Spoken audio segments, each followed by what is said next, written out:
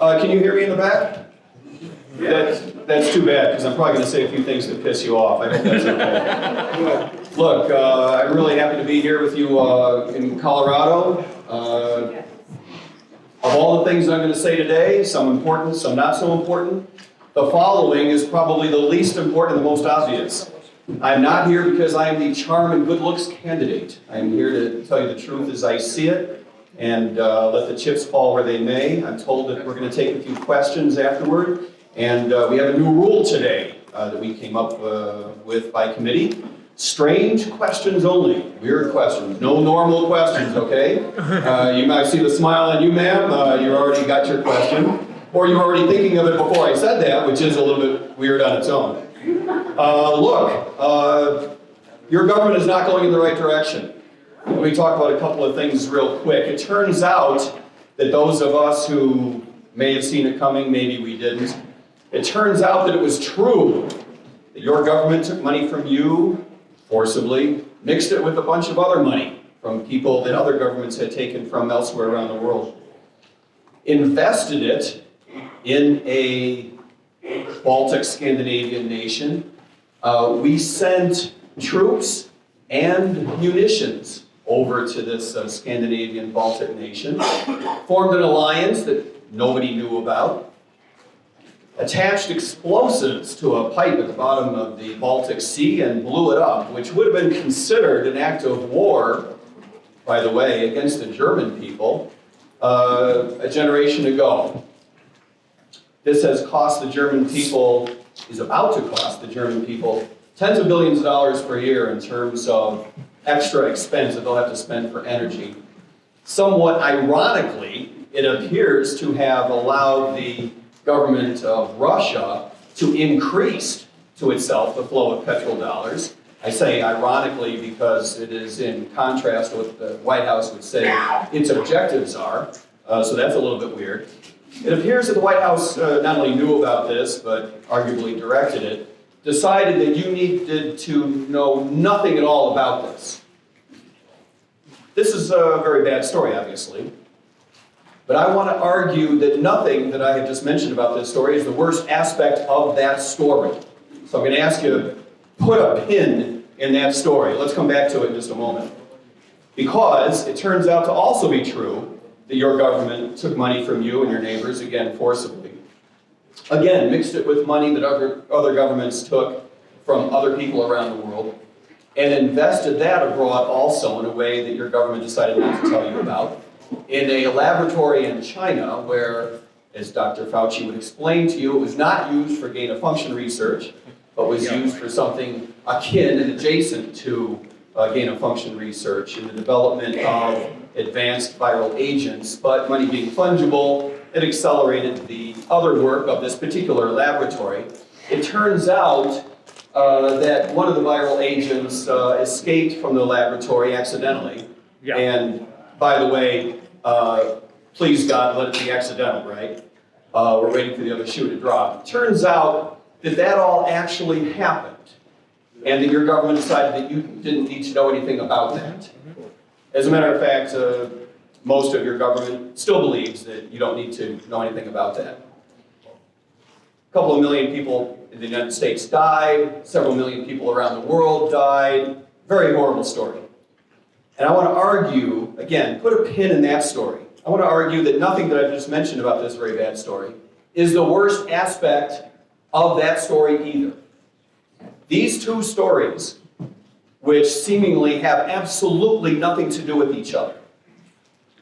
I'd like to argue today that what is really important about these stories is that they have everything to do with each other.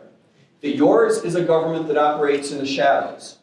Yours is a government that operates not in your interest, frankly, not in the interest of other people around the world, but operates in the interest of itself to bring power to itself, to bring power and aggrandizement to the politicians who run that government.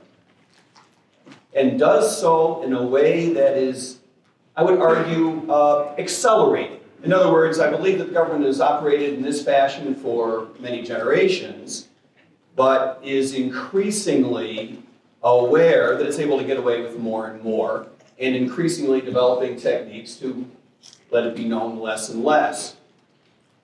As you might imagine, being in the business that I've been in the past few months of seeking our party's presidential nomination, I spent a tremendous amount of time talking about the opportunity that we have in 2024.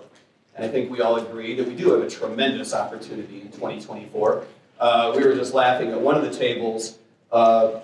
Notwithstanding my full head of gray hair, I do plan to be the youngest candidate in the race by 15 years, which I find a little weird. I'm not sure that applause is for how well Joe is doing these days, despite the fact that I also just recently noticed he's only a few years younger than my mother, which is odd. She's also a hardcore Democrat, but very lucid, so I'm not sure they have all that much in common. Having said that, the bad things that our government does gives us an additional boost to our opportunity. In other words, our opportunity doesn't come merely from the fact that we are just wonderful and terrific, and we are. Our opportunity comes from the fact that our government is going in the wrong direction, and that increasingly Americans are aware of this and would agree with us more and more. Poll data show that most Americans are open to the idea of a third party. We all understand where authoritarianism comes from now.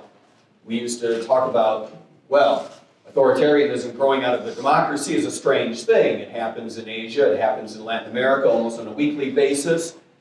The idea is that some politician comes to power and says, I need more power because what you have to worry about is not so much a loss of your civil liberties or a greater attenuation to your democratic principles and institutions, your constitution. What you really have to worry about is that other idiot coming to power.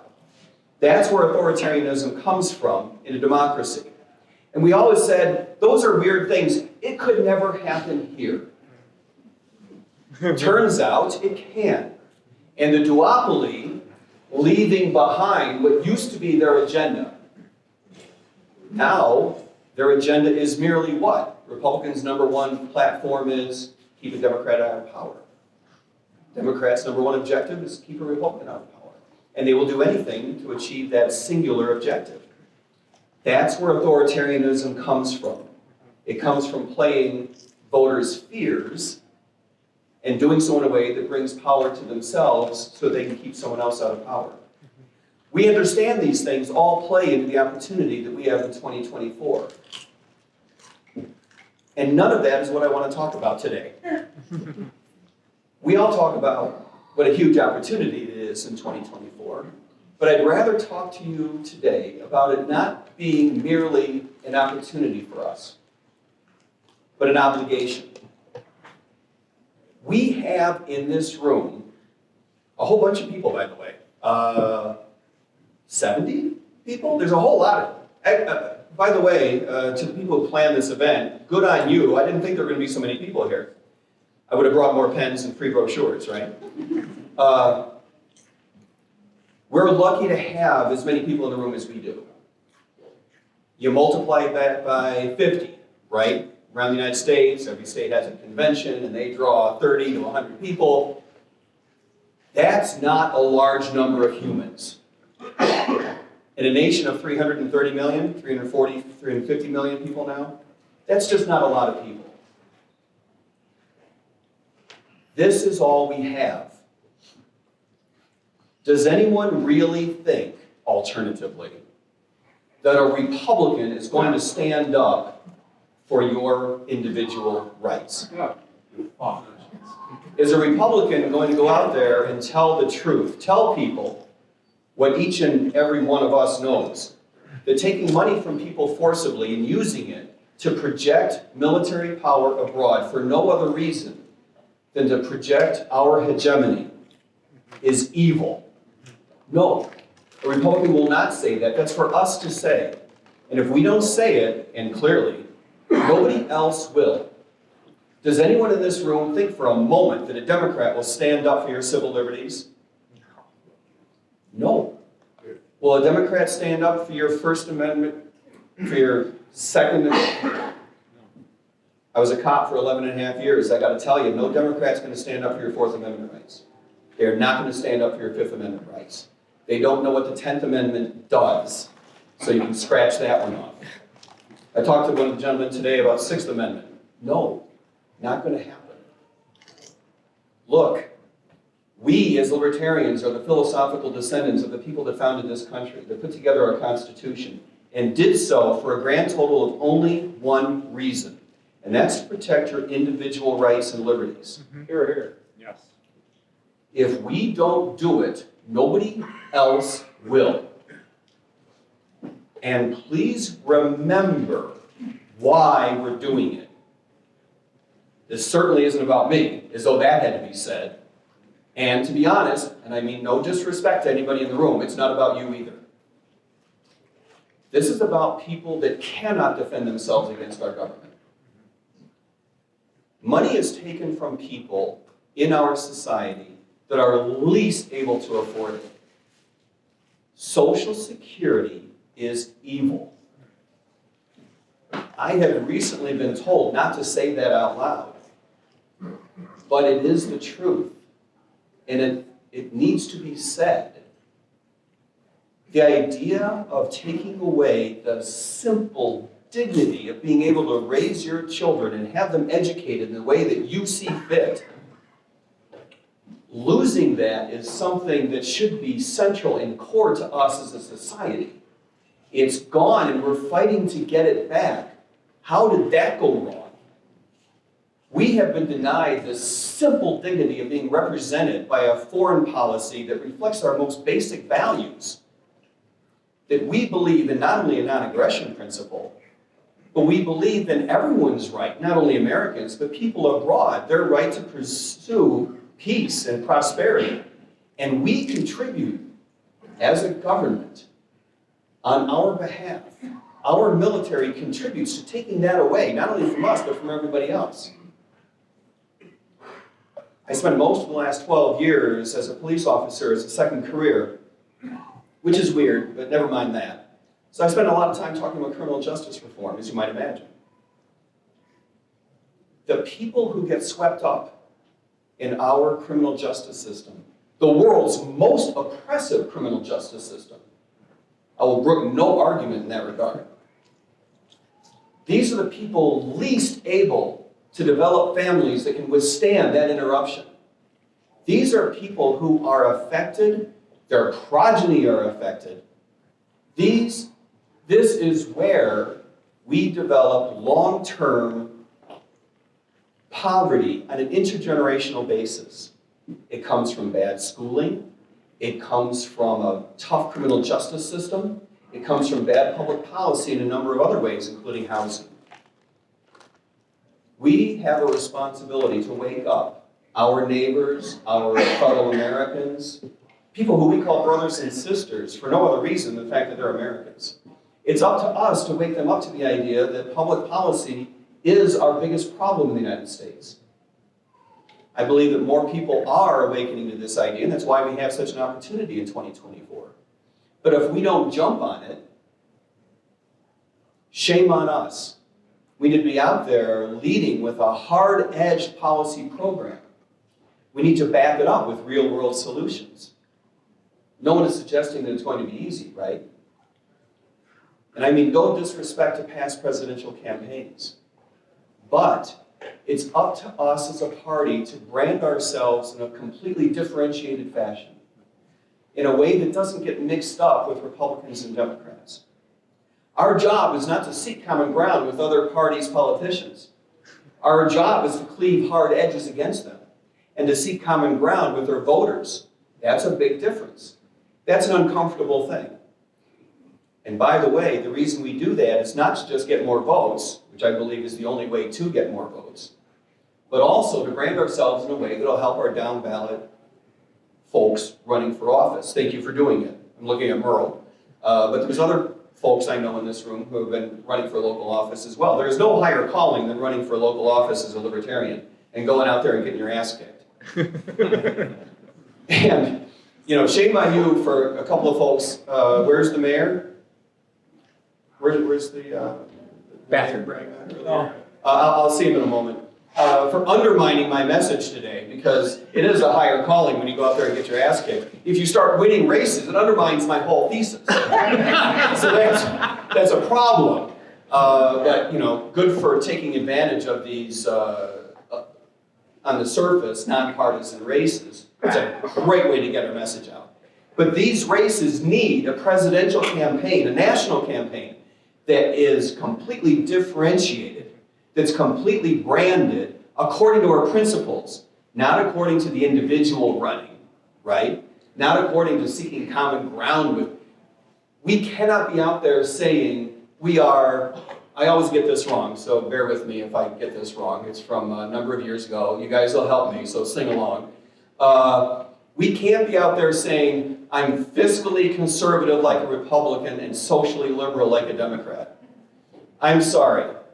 And trust me, I think Gary's terrific, okay? But if that's your slogan, you're not actually campaigning.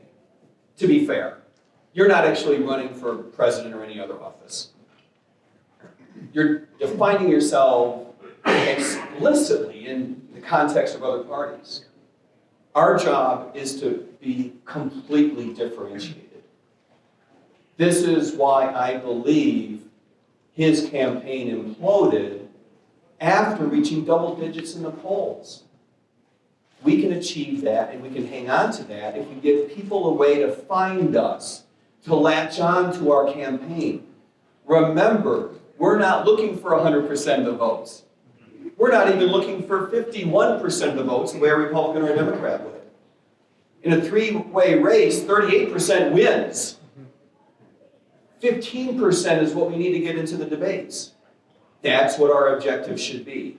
You can get to 15% with a completely differentiated campaign and a credible series of solutions to back up what we have, the most transformative ideas and principles. So, in my view, our time has come to pick up a shovel. It's going to have to be about those folks of us who are in this room and in 50 other rooms around the United States, and that's it. And we need to lead with our principles.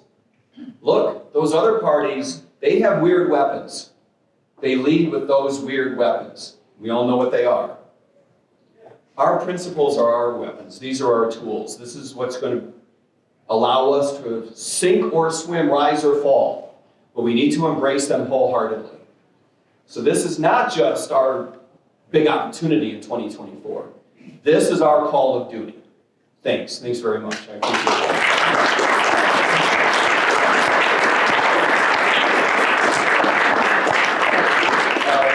Do we have time for a weird question? I'm looking back there. Sir? You don't look weird, but you look like you might have a weird question. I do. Okay. So this is the weirdest question you'll ever have. Yeah, I apologize. That's a tough one, by the way. I was trying to think. I was in Alabama last week, so you got a tough climb ahead of you. What's the weirdest question I could ask you? And that is, at what age were you when you decided to transition to being a man? Yeah. Weird question. You know, it recently occurred to me, I used to answer this with my age, right? But it occurred to me, someone on our team, I don't know that this is public information, so I better back up a little bit. Someone on our team is of child, and she's about to find out the sex of her baby, right? Which made it occur to me that no, it's not actually assigned at birth. It's assigned quite a bit earlier than that.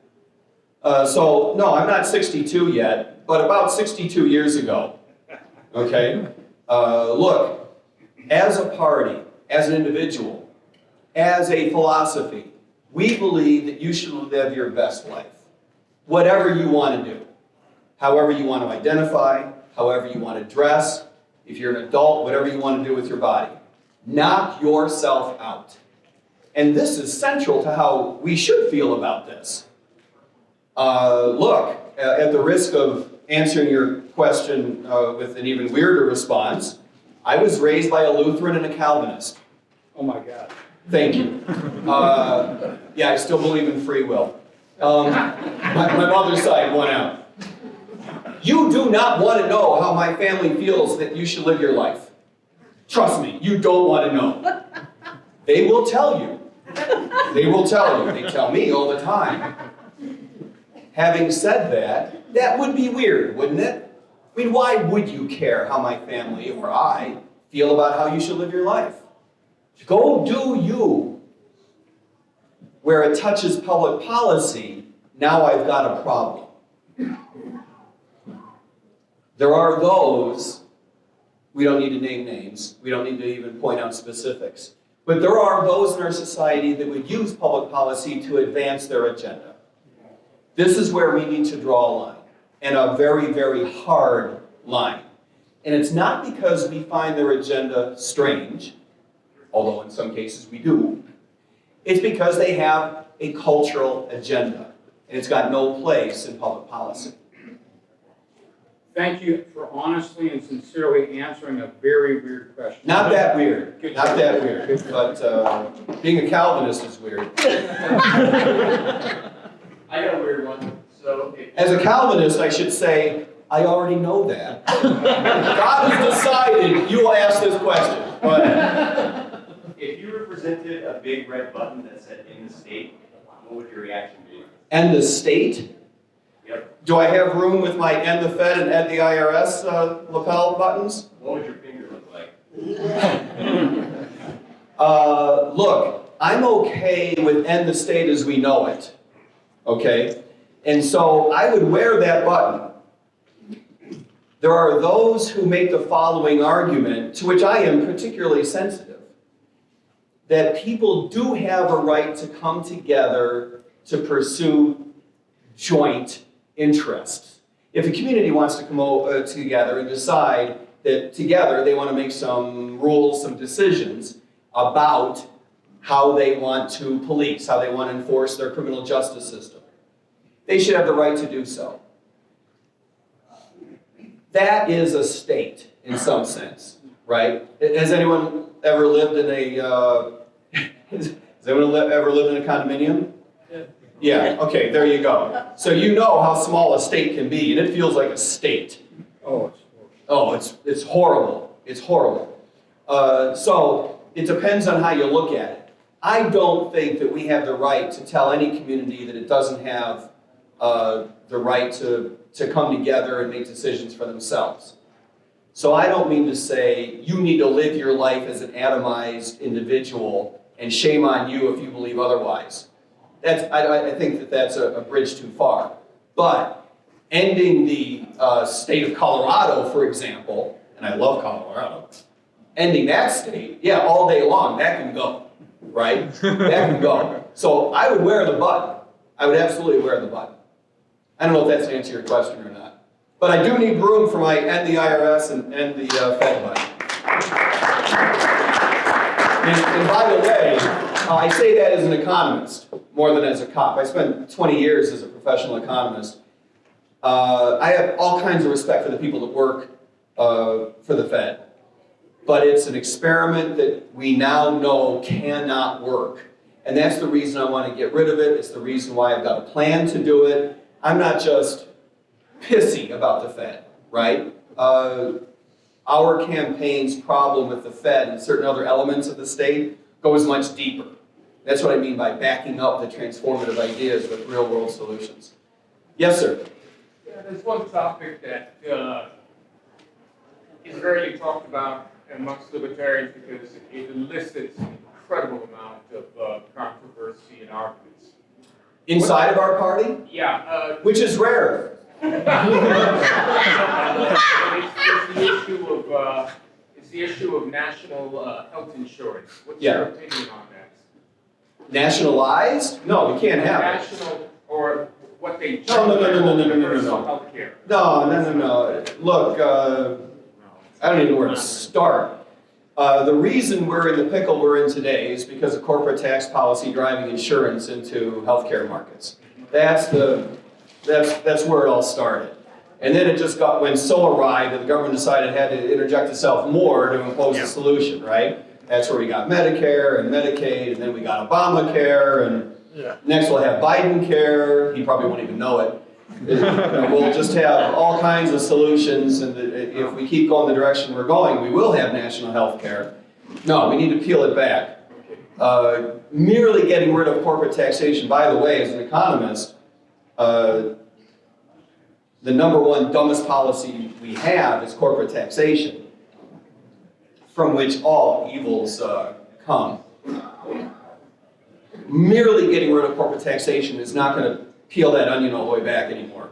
There's too many horses out of too many barns for that. To get us all the way back to where we need to go, we need to undermine the grip that insurance companies, including the government, I'm including the government as one of these insurance companies, we need to loosen their grip on healthcare. And that's got to come from communities requiring healthcare providers publish one price, right? You can't have one price for the insured and one price for the uninsured. Anyone who's been in the hospital lately knows what I'm talking about. It's been a while for me, but it's something. It'll take your breath away. We need one price. We need fully disclosed prices. These are the basic tenets of markets, right? Yeah, transparency. That's what we need to do to start getting insurance companies out of it. Yes, we do need to end corporate taxation, but even if we can't do that, we still need to get out of this idea that the federal government is get the government away from this idea of subsidizing, in effect, through tax policy, insurance companies taking care of health insurance for employees. We've got to roll all of that back step by step. I've studied universal health care in different countries. Mm-hmm. In Europe, we have two systems. One's clearly socialist, the beverage system, like national health insurance system in England. Yep. But the other one, which is far more successful, far more popular, and far more cost effective, was implemented by a person who was rabidly anti-socialist, Right. Otto von Bismarck. Right. And that covers almost 60% of the countries in Europe. Right. And meaning one insurance company. Yeah, and Right. what you see, but the most interestingly successful one is called public-private in Singapore, which is totally market-driven, and it is considered far more effective than anything in the U.S., the mess of U.S. Health insurance, and comes in at 1/3 the cost of Obamacare and American health system.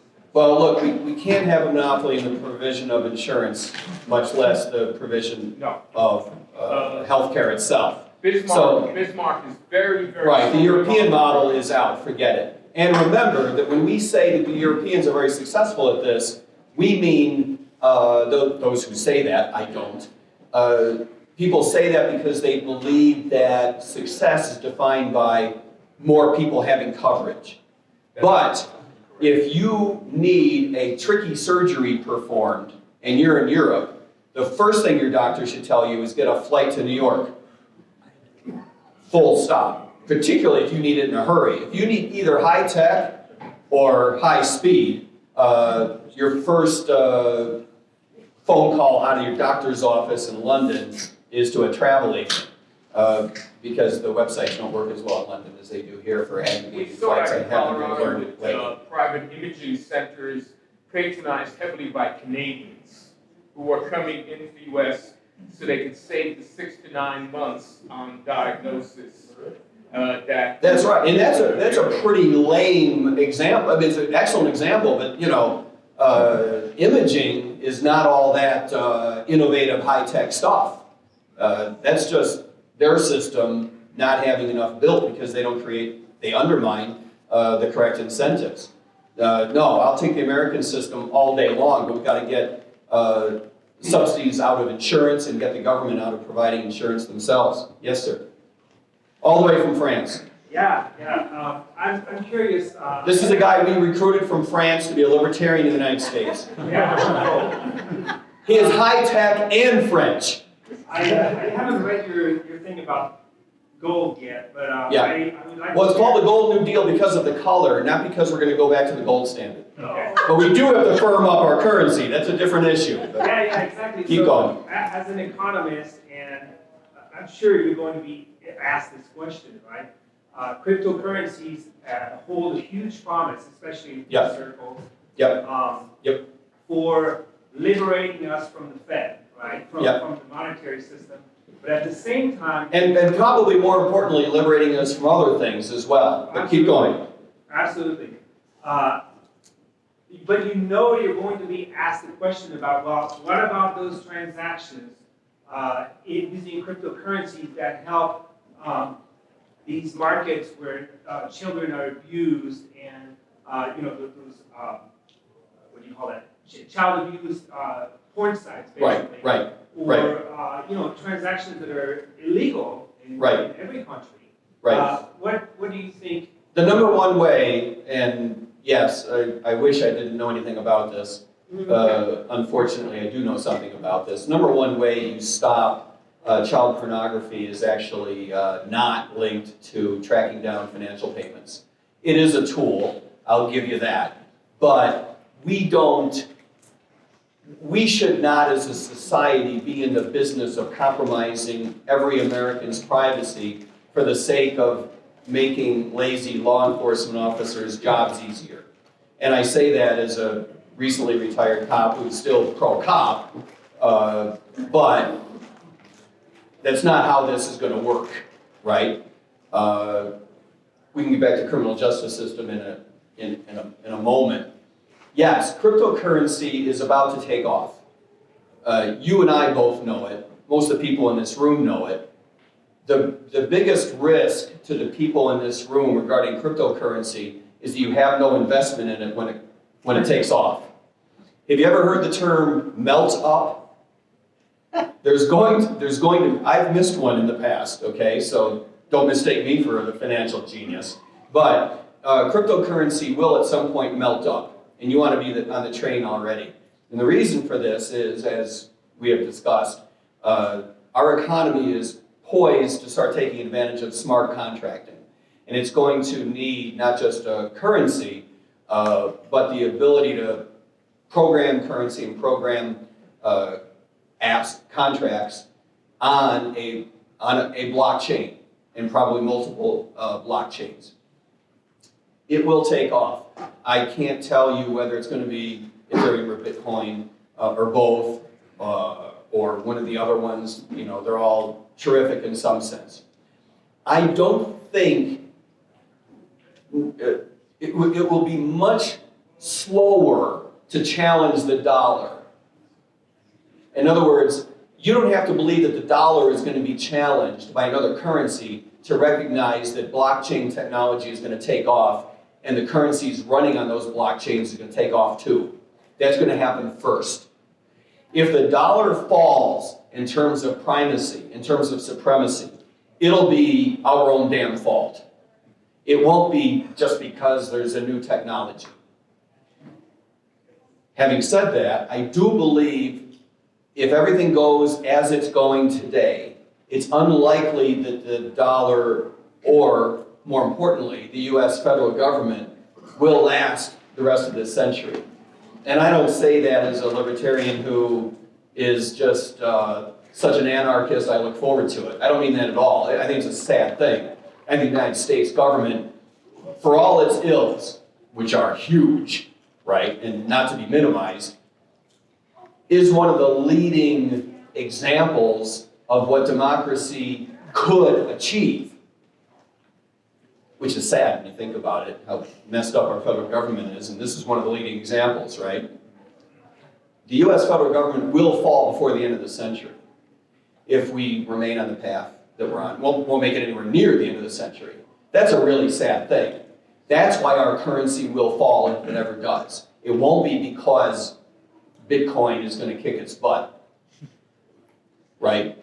That's not going to happen anytime soon, not because we're doing such a good job of managing monetary policy and fiscal policy, we're doing a crappy job of it.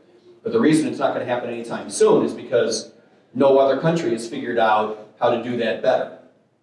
That's the real weird thing, I think, that we should all be looking for, is that at some point, I don't know if it's in 2 years or 22 years, but at some point, some nation is going to figure out that if you get rid of corporate taxes and you lower taxes across the board, you all but eliminate regulations on business.